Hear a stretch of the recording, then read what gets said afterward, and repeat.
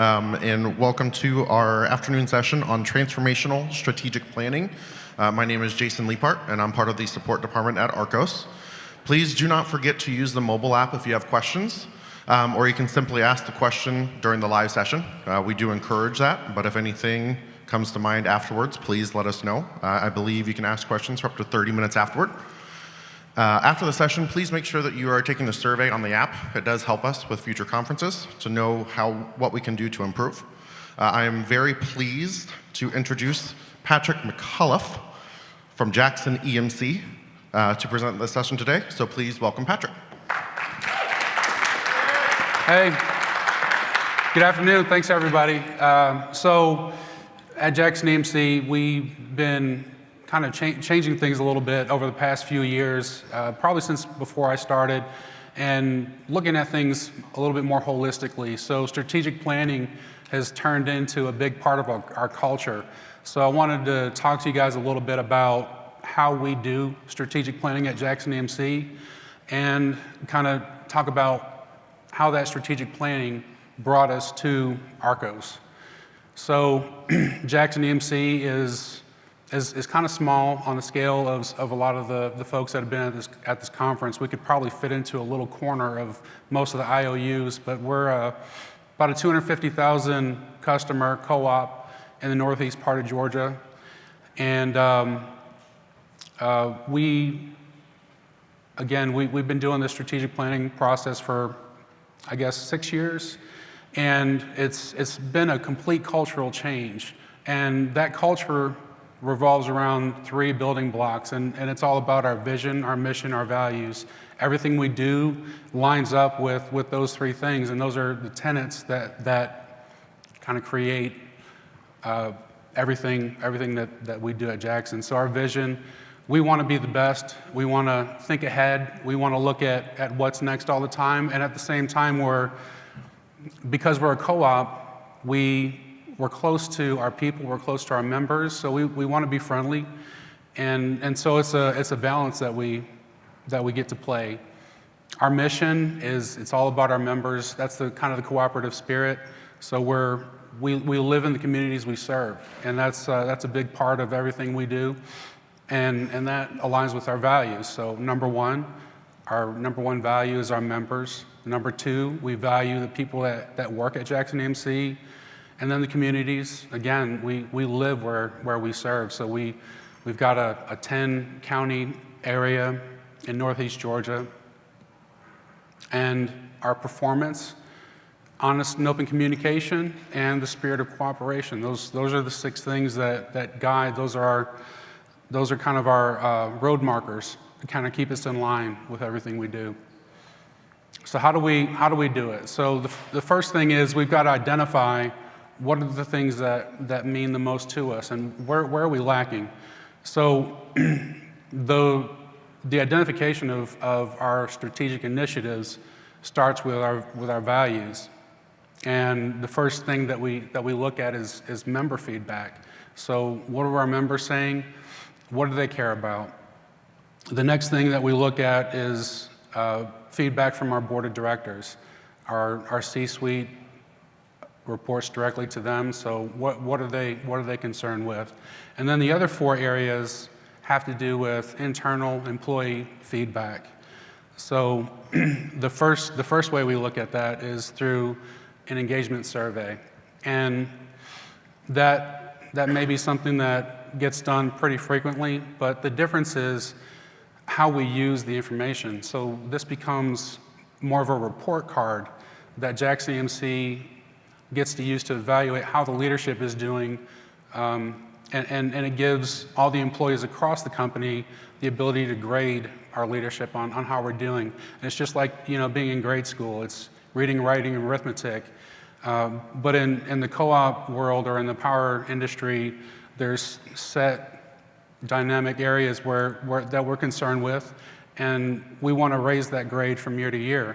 And so our leadership, our CEO, our board of directors, they look at those responses, and they're constantly looking at ways that we can improve those scores and do better as a cooperative.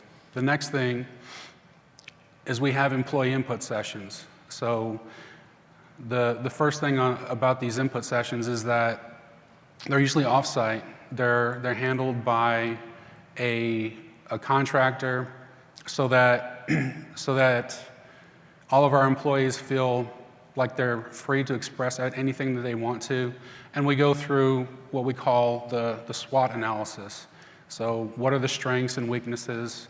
What kind of opportunities and threats are we dealing with? And then the coolest thing is everyone gets the chance to say, okay, if I can wave a magic wand, what's the biggest thing I'd want to change within the company?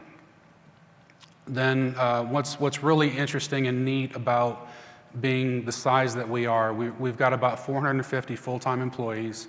So our CEO takes the time to go through and speak to all of our employees every year. And he's got small group meetings with somewhere around 10 employees, and those are scheduled throughout the year. All of our supervision and up, and gets to meet with them on a yearly basis, and from below supervision is every other year. And what that means is everyone gets to hear from him directly what the future is of our co-op and what he's trying to do to bring us to the next level from an overall corporate standpoint.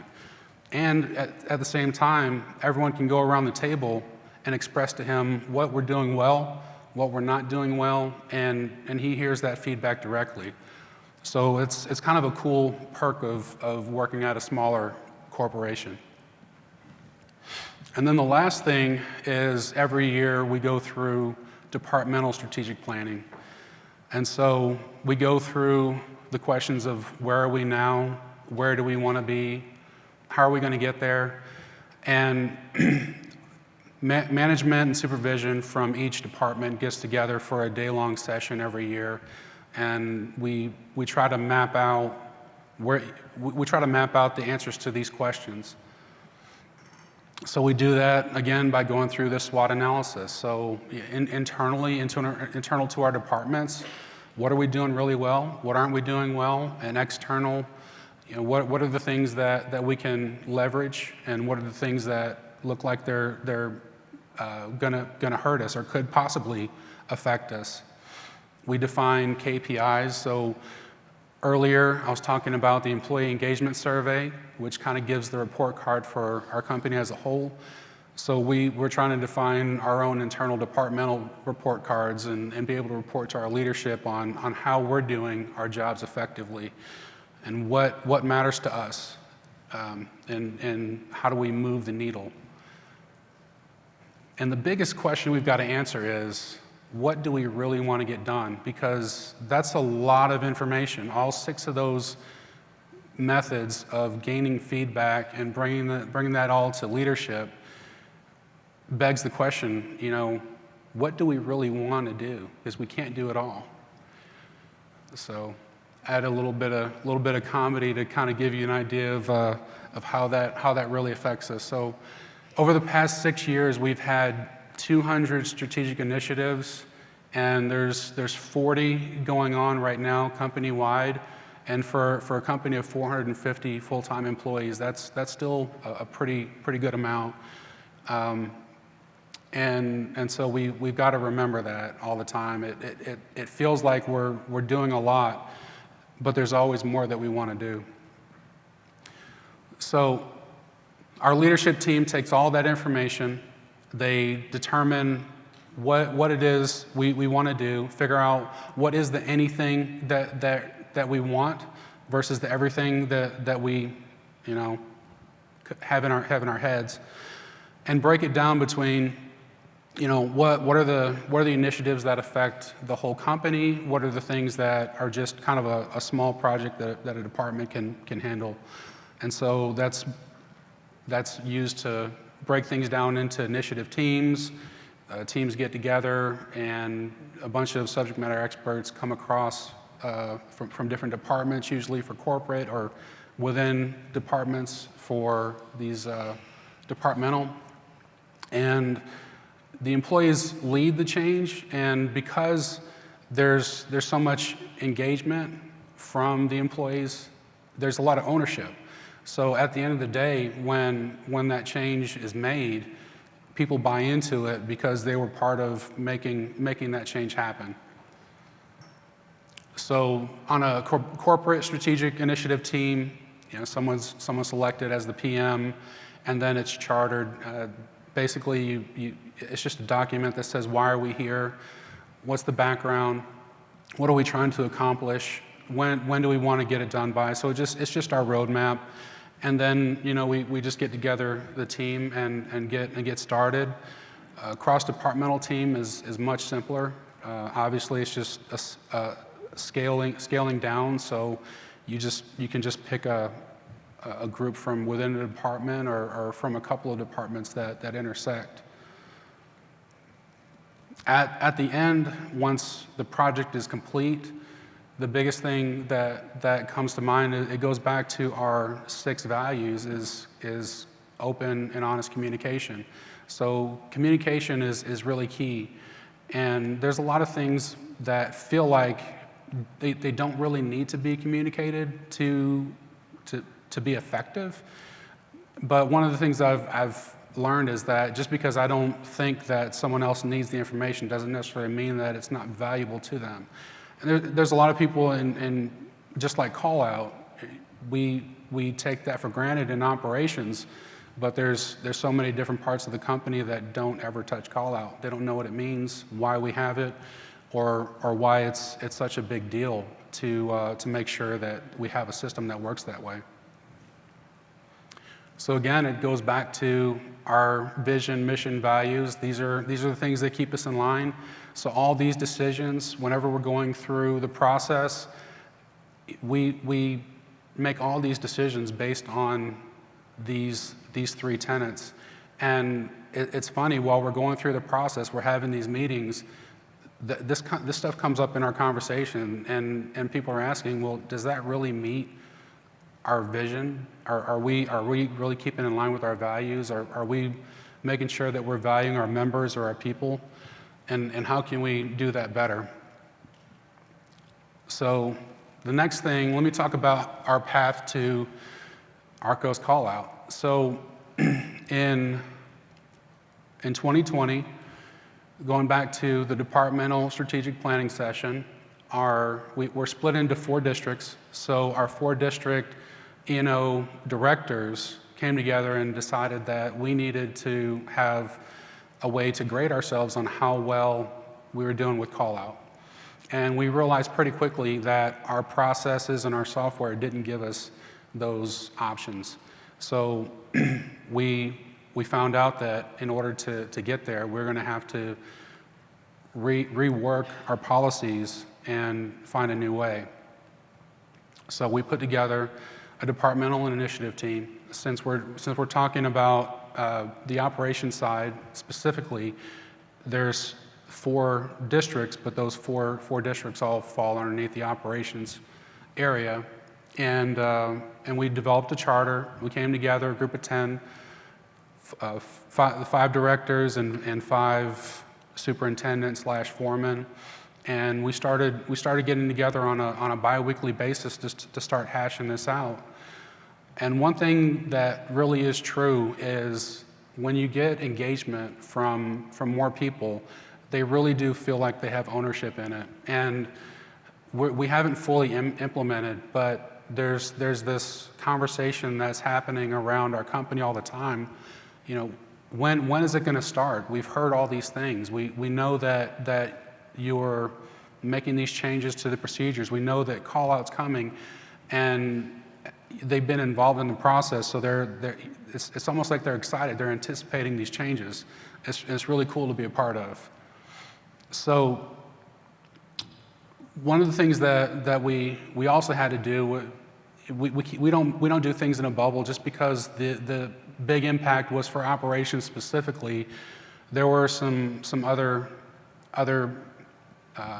SMEs that we had to call on to make sure that we were staying in line, safety and training, HR, IT.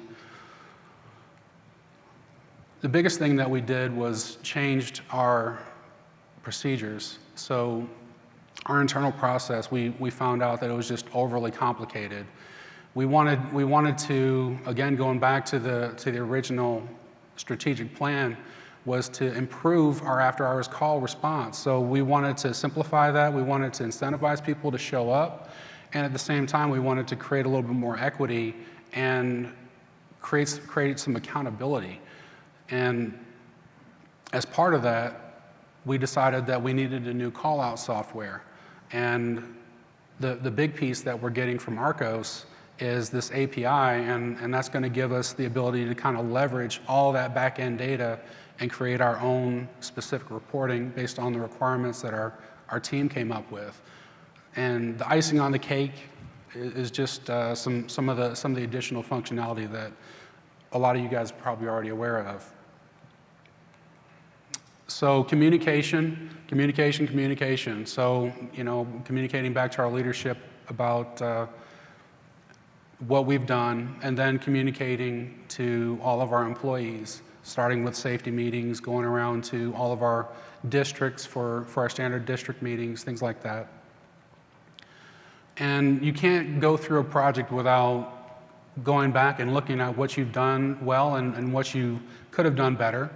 So some of the things that we felt like we did well is we not only picked a couple of people from each operating area, but we went around to all of our districts and had small group sessions.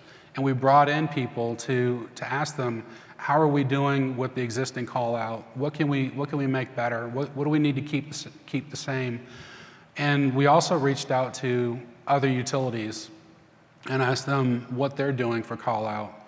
So, all those things kind of built upon what we already had an idea about, but it gave us a little bit more to think on and make sure that we're making the right decision.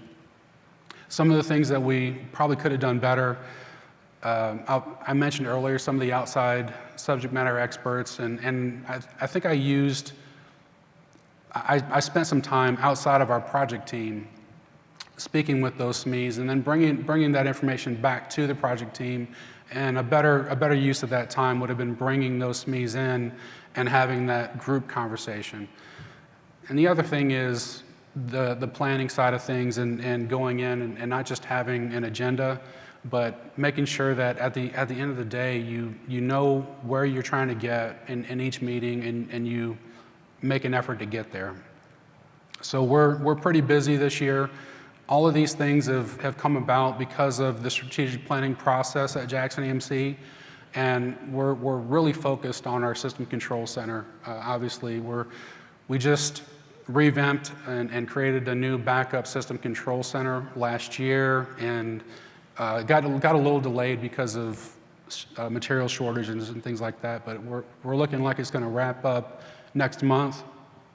We're looking at restructuring our system control group, building a new primary system control center, and we've also got, while we're implementing call out, we're also implementing a new SCADA and ADMS software. So we're pretty busy this year. That's all I've got. Anything else or are there any questions?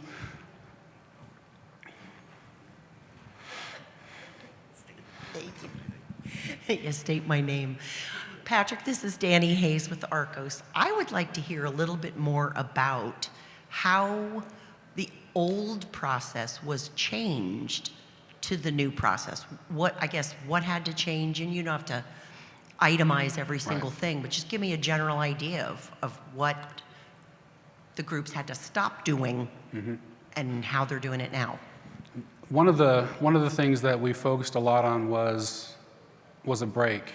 So if someone gets called in overnight, how do we define whether or not they get a break? How long does that break need to be? And this was a really big discussion. We got really deep into this one, but our old system had this complex setup where you had to work so many hours or get called in so many times between a certain period of time, and if you didn't meet that cut, then you could have worked. You could have come in and worked a significant amount of time, and then you're coming in the next day expected to be fresh and get ready to work in 90+ degree weather with high humidity in Georgia, and you haven't really rested very well because you've been up in the middle of the night. Your sleep is broken. So what we decided to do is change that whole methodology and say, we defined kind of the witching hours, and if your sleep is broken during what we considered the most important hours of rest, then you automatically get an 8-hour break. So between midnight and 4 a.m. That's just one of the things that we looked at. There are several others, but in general, we just tried to simplify things and take all the complication out and take out some of the gamesmanship that was going on with our current system.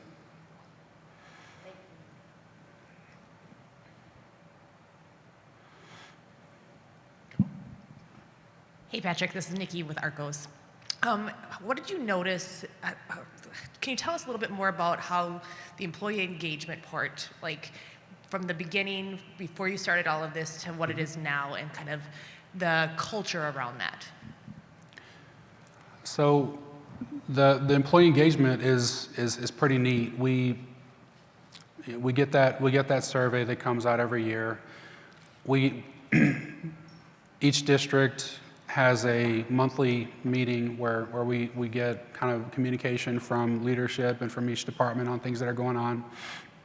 And so one of the things we get from that is, kind of how our report card looks. Our leadership reports that down to middle management, and then we communicate things to our employees on how we're doing. And again, going back to the small group meetings with our CEO is really focused on that overall look and looking at the areas that we're really scoring low in and trying to find opportunities to bring that up and kind of bring up morale and find ways to improve. So it starts with him, and it really is an overall company-wide process. I'm not sure how else to. Yep. Hi, Patrick. This is Christy Sturmer with ARCOS, and I'm sorry that the ARCOS people are monopolizing the questions here. I was curious, you mentioned having a backup control. System control. Mm-hmm.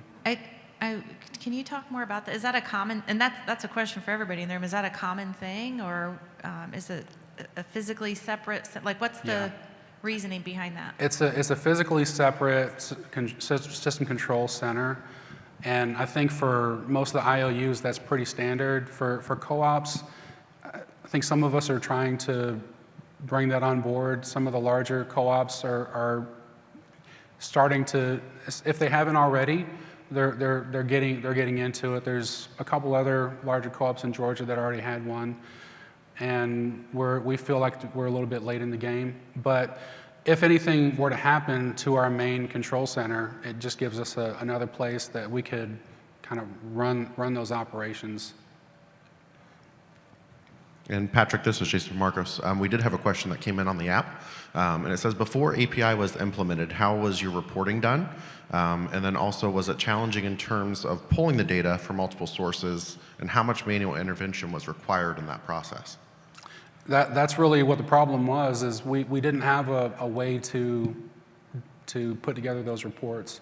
So when we were going through that process, we have an existing call-out system, and that existing call-out system, we asked for some of the same features that ARCOS is giving us, and they just weren't able to deliver. And so it was very manual. As far as our emergency call, we have two separate groups, and anyone who's in the power delivery side will get it. But we've got a group of people that are scheduled to be on call, every day. So there's one or two people in each district that are always going to be available. They bring their bucket truck home, and they're ready to go. But if a pole goes out and plays in traffic, that two men isn't going to be enough. So we've got an emergency call group, and that emergency call group, they're just home. They're with their family. They're doing whatever they're doing, and the 80-20 rule. When we were going through this process, we realized that 80-20 rule really is taking effect. 20% of our linemen were answering 80% of our call, and that whole equity thing. We feel like everyone needs to be picking up and helping out a little bit. And when we ran the numbers, we found out that if everyone was to answer the call, everyone would only have to take 4 emergency calls every year. And it seemed like a lot when we were first looking at it, but going through, we realized it's really not that much if everyone just gets a little. So I'm not sure if I answered the question well, but we don't currently have a way to manage those reports, and that's what we're really looking forward to getting from ARCOS.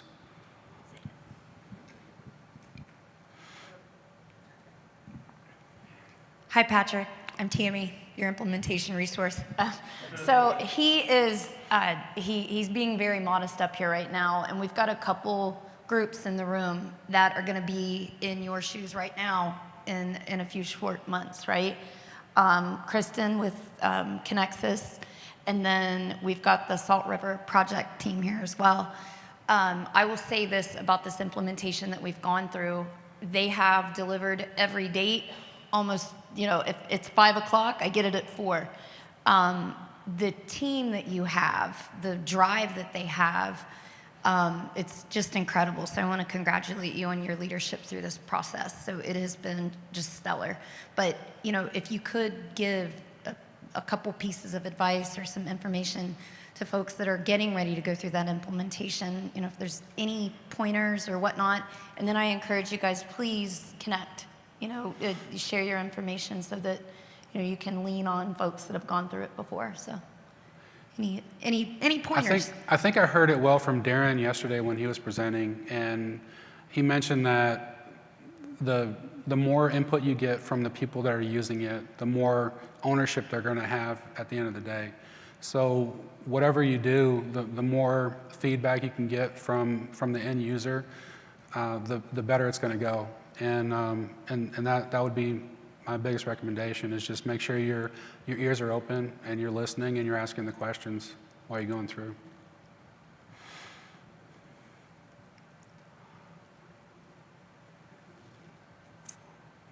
All right, around this time is usually when someone on my team usually plays the crickets. So